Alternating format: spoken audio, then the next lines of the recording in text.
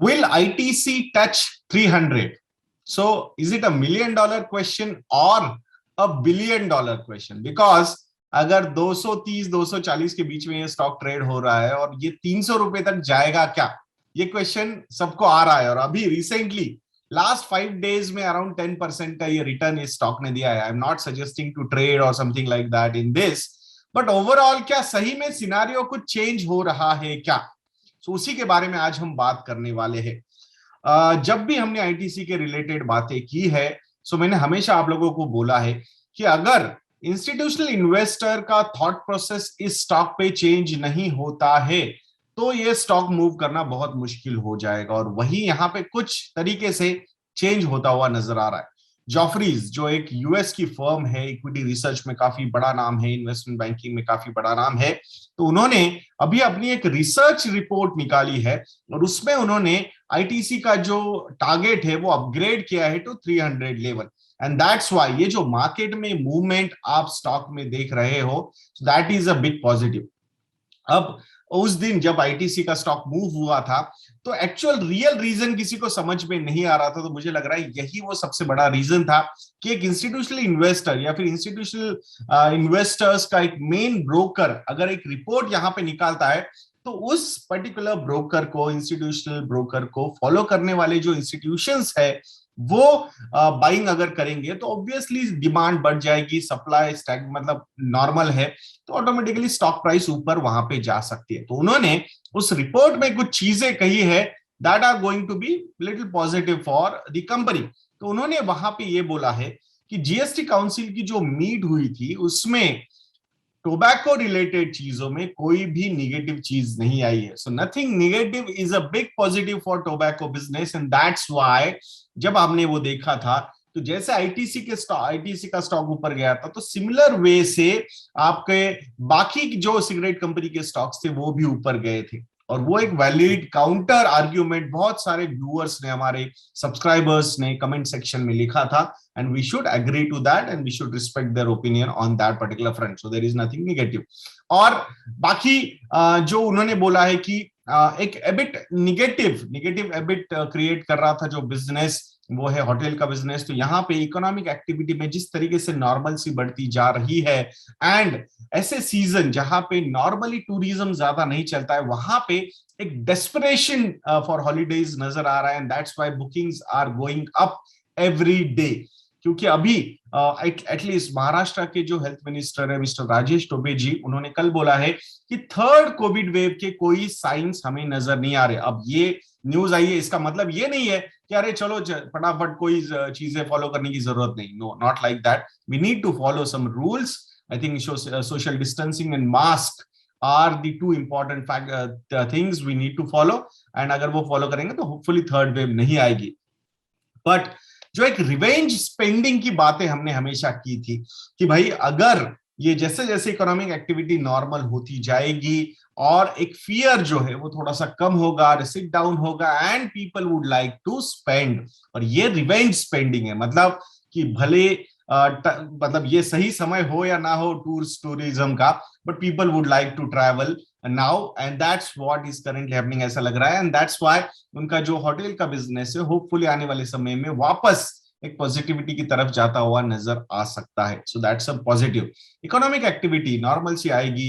Now we have seen people going to offices also again, मतलब at least कुछ sectors में तो शुरू हो चुकी है चीजें। तो वहां पे एक typical consumption of tobacco can go up and जो मेन प्रॉफिट मेकर है आईटीसी का वो अगर वापस अच्छी तरीके से कंट्रीब्यूट करता हुआ नजर आ रहा है and there is no negative for that particular sector, so then again जो प्रॉफिटेबिलिटी के नंबर से, कैश फ्लोज के नंबर से वो इंप्रेस करना मार्केट को शुरू कर सकते हैं।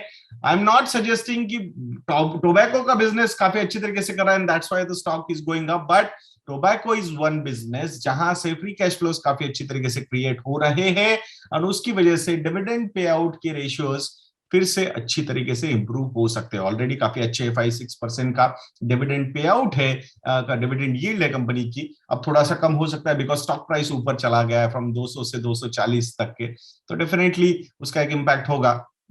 बट आई थिंक ओवरऑल अगर आप देखोगे तो things are improving for ITC.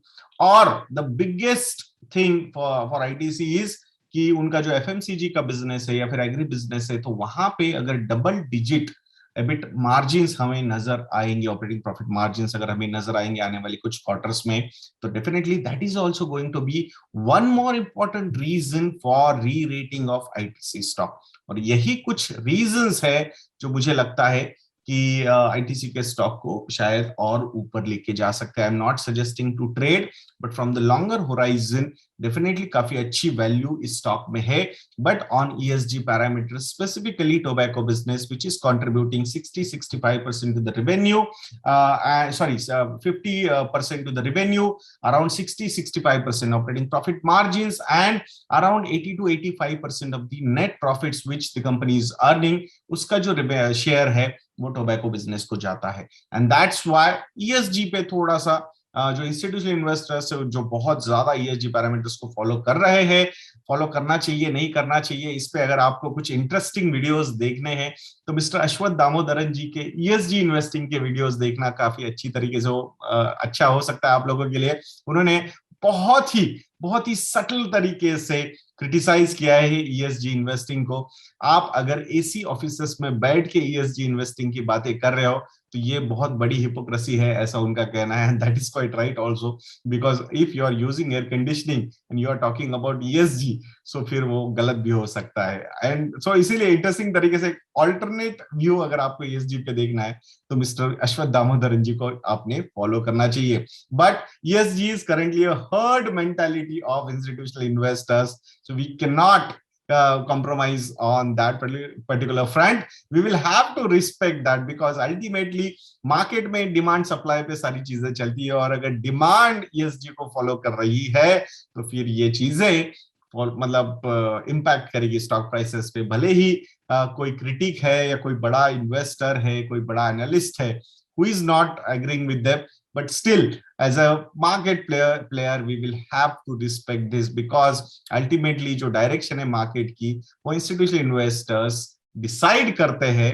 हो सकता है थोड़ा बहुत शॉर्ट टर्म में हो, बट आई थिंक अगर this is something good, I understand they are not following themselves, but अगर इन्वेस्टमेंट पॉइंट ऑफ व्यू से if they are following this तो we will have to respect ESG also.